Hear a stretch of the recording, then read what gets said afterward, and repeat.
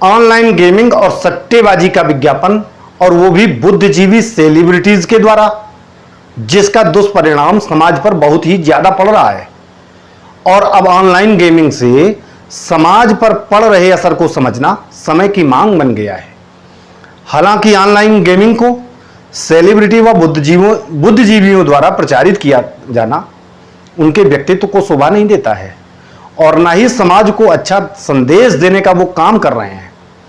जहां भारत ने एक और चांद को फतेह कर लिया है, और अभी पिछले शनिवार 2 सितंबर को सूर्य के सीक्रेट पता करने के लिए आदित्य L1 मिशन को सफलतापूर्वक प्रक्षेपण भी कर लिया है, और विजन 2047 का जोरदार आगाज चल रहा है, जिससे भारत की प्रतिष्ठा को 4 चांद लग रहे हैं।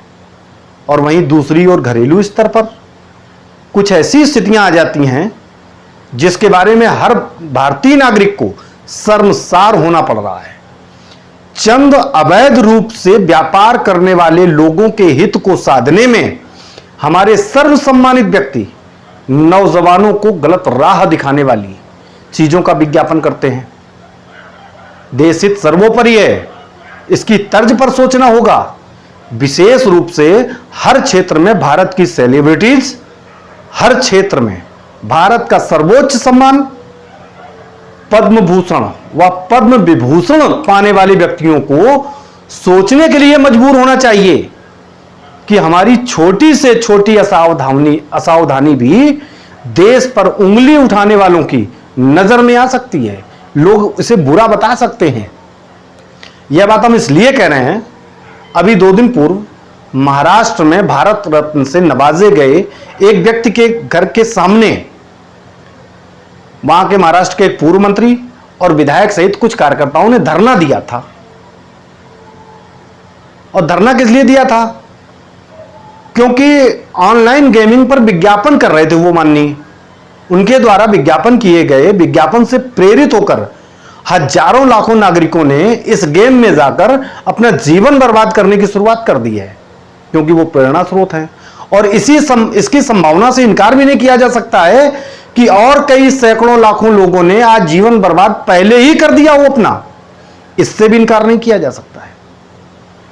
और वहीं इस प्रकार के मामलों पर शायद पहले हत्याएं भी हो चुकी हैं, इससे भी इनकार नहीं किया जा सकता है। हालांकि माना जा रहा है कि शासन द्वारा भी ऑनलाइन गेमिंग को कमजोर करने के लिए 30% इनकम टैक्स और साथ में ही 28% GST सहित कुछ ऐसे अनन्य टैक्स लगाए गए हैं, परंतु जरूरत इसे पूर्ण रूप से बैन करने की है।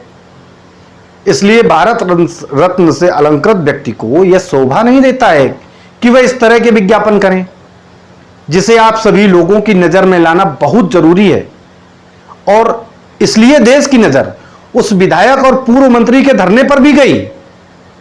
हालांकि हम टीवी चैनलों और सोशल मीडिया पर भी देखते हैं कि कई बॉलीवुड के नामी सितारों द्वारा भी इस ऑनलाइन गेमिंग का विज्ञापन अभी भी जारी है। आप लोग देखते होंगे बीच बीच में कभी कोई क्रिकेटर आकर के टीम 11 और फलाना ये मतलब इस तरीके के विज्ञापन करता है।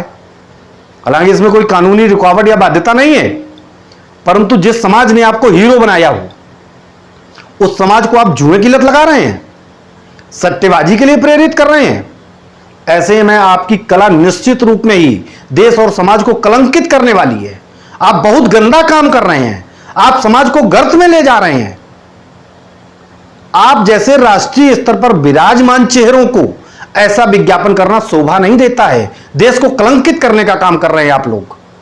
हालांकि धरना देने वाले विधायक व पूर्व मंत्री ने महाराष्ट्र के CM से इस ऑनलाइन गेमिंग पर प्रतिबंध लगाने का अनुरोध भी किया है। अब अनेकों स्थानों पर विभिन्न शहरों में देखने को मिल रहा है और सुनने को भी मिल रहा है कि इन प्रतिष्ठित सेलिब्रिटी और व्यक्तियों द्वारा किए गए विज्ञापन के खिलाफ कटोरा लेकर भीख मांगो आंदोलन शुरू किया गया है। कहीं तैयारी शुरू है तो कहीं आंदोलन शुरू है। चूंकि ऑनलाइन गेमिंग का विज्ञापन सेलिब्रिटी व उच्च सम्मान से नवाजे गए बुद्धिजीवियों द्वारा करना उनके व्यक्तित्व को तो शोभा देता ही नहीं है, उनसे प्रेरित होकर सैकड़ों लोग उस जंजाल में फंस जाते हैं और बर्बाद होते हैं। और उनके इस क्रिया से कहीं ना कहीं राष्ट्र हित की भावना को भी ठेस पहुंचती है।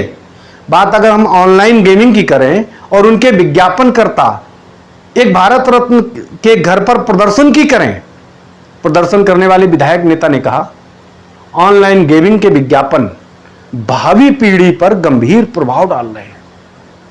कई ऐसे उदाहरण हैं ऑनलाइन गेमिंग के कारण आत्महत्याएं और हत्याएं हुई हैं।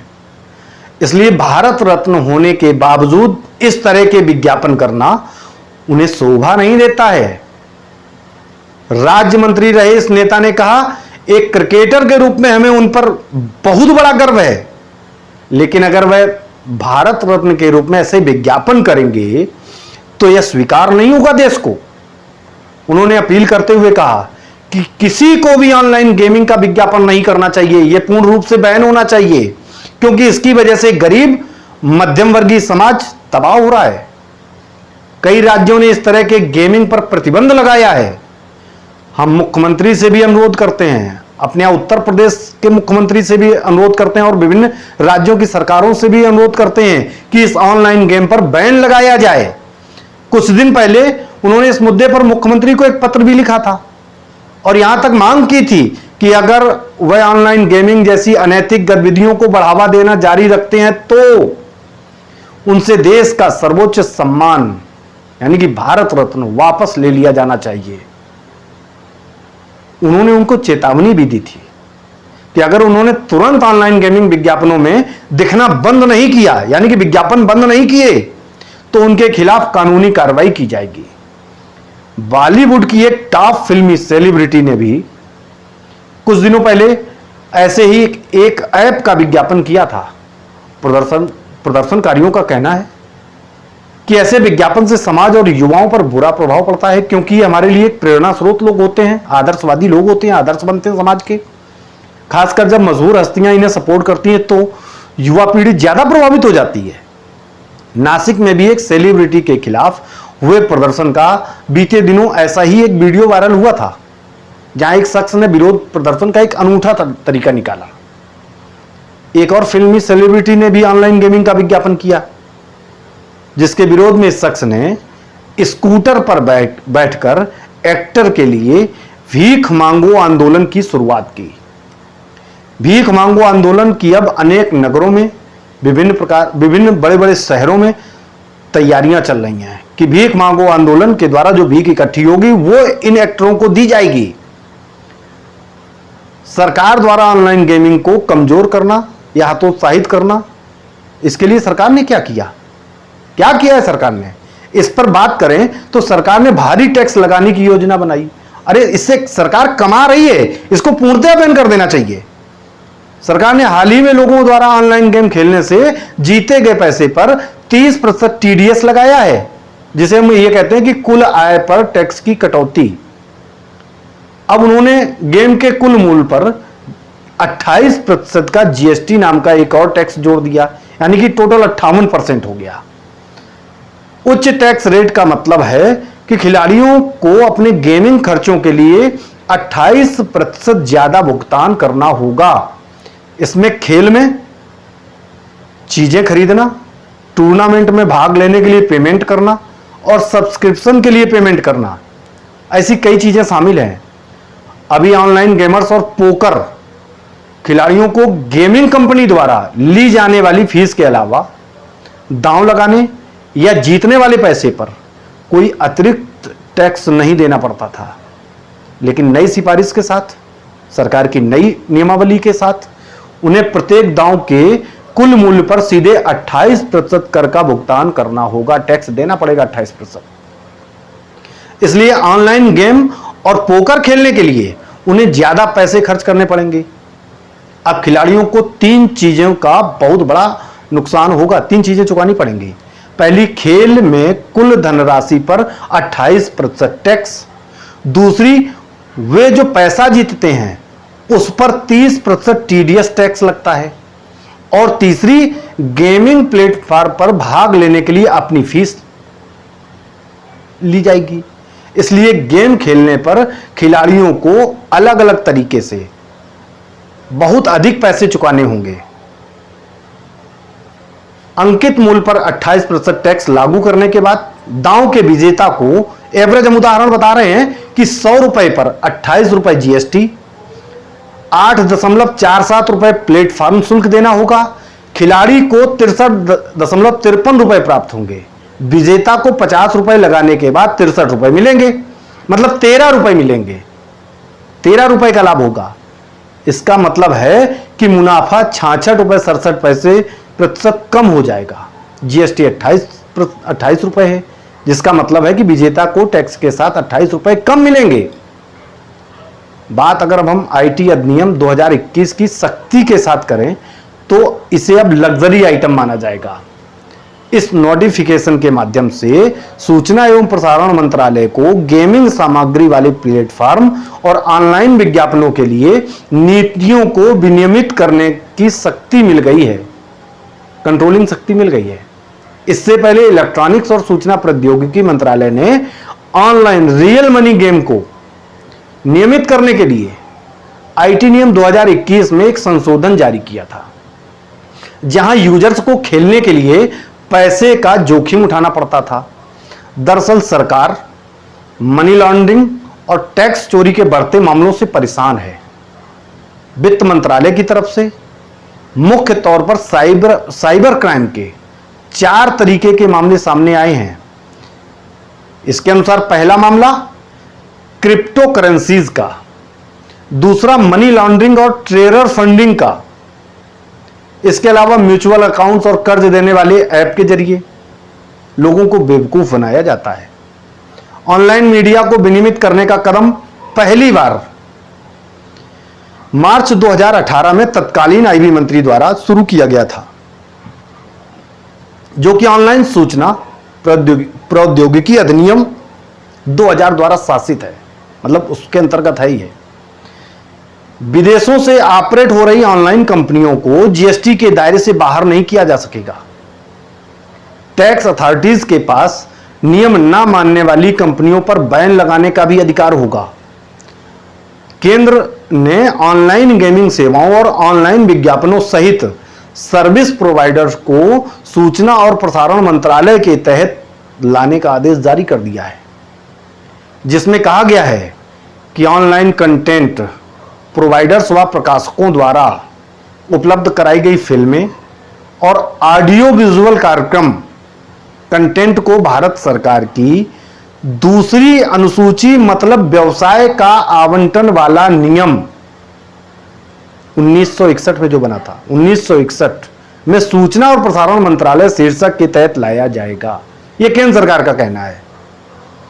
बात अगर हम सट्टाबाजी, जुआ, ऑनलाइन गेमिंग की और इससे जुड़ी हुई गतिविधियों को समझने की करें तो कई राज्य के कई कानूनों में, मतलब राज्य अपने स्तर से जो कानून बनाता है उनमें सट्टेबाजी और जुए की गतिविधियों पर प्रतिबंध लगा हुआ है। वहीं स्किल से जुड़े कुछ गेम्स को सर्वोच्च न्यायालय द्वारा अपने कई फैसलों में संवैधानिक रूप से जायज माना गया है।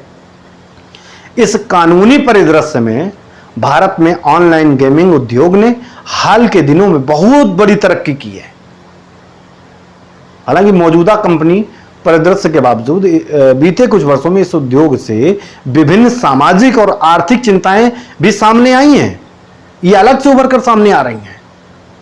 बच्चों और वयस्कों के बीच इसकी लत से जुड़ी चिंताओं के मद्देनजर यूजर को होने वाले नुकसान, खासकर ऐसी लत के कारण वयस्क यूजर को हुए वित्तीय नुकसान, हिंसक या अनुचित सामग्री के चित्रण के लिहाज से कंटेंट से जुड़ी चिंताएं, क्योंकि बच्चों को ऐसी सामग्री या रियल मनी गेम्स तक पहुंचने से रोकने के लिए कोई ठोस उपाय नहीं है।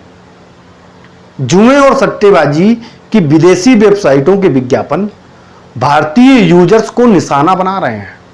उनके टारगेट में भारतीय यूजर्स जो ऐसे ऐप का यूज करते हैं वो भारतीय विदेशी कंपनियों के निशाने पर है। यूजर्स के पैसे की सुरक्षा के लिए सुरक्षा उपायों में कमी है और किसी सख्त केवाईसी तंत्र के अभाव में मनी लॉन्ड्रिंग संबंधी चिंताएं और ज्यादा बढ़ गई हैं। अंत में अगर हम अभी तक सभी जो हमने बातें बताई हैं, उन सभी बातों का अगर हम अध्ययन एक का विश्लेषण करें तो हम पाएंगे कि ऑनलाइन गेमिंग का विज्ञापन किसी बुद्धिजीवी सेलिब्रिटी जैसे व्यक्तित्व द्वारा किया जाना निश्चित ही समाज को गर्त की ओर ले जा रहा है। ऑनलाइन गेमिंग से समाज पर बढ़ते दुष्परिणाम को रेखांकित करना समय की मांग बन गया है। ऑनलाइन गेमिंग का विज्ञापन सेलिब्रिटी व सर्वोच्च भारतीय सम्मान से नवाजे गए बुद्धिजीवियों द्वारा करना उनके व्यक्तित्व को बिल्कुल भी शोभा नहीं देता है। उनके हिसाब से, मेरे हिसाब से उनके द्वारा किया गया यह कार्य बहुत ही अनुचित है। अगर इनके द्वारा ऐसा किए जाने पर विराम नहीं लगता है तो इनके खिलाफ कानूनी कार्रवाई भी की जानी चाहिए, इन्हें मिले सम्मान भी वापस होने चाहिए। और यह सब सरकार को करना है, देखना चाहिए, इस पर कंट्रोलिंग करनी चाहिए। और आज की चर्चा से हमको इजाजत दीजिए। और वहीं इस वीडियो को आपसे निवेदन कर रहे हैं कि लाइक, शेयर, कमेंट्स जो कुछ भी होता हो सब कर दीजिए और प्लीज चैनल को भी सब्सक्राइब कर लीजिए और हमको इजाजत दीजिए। नमस्कार।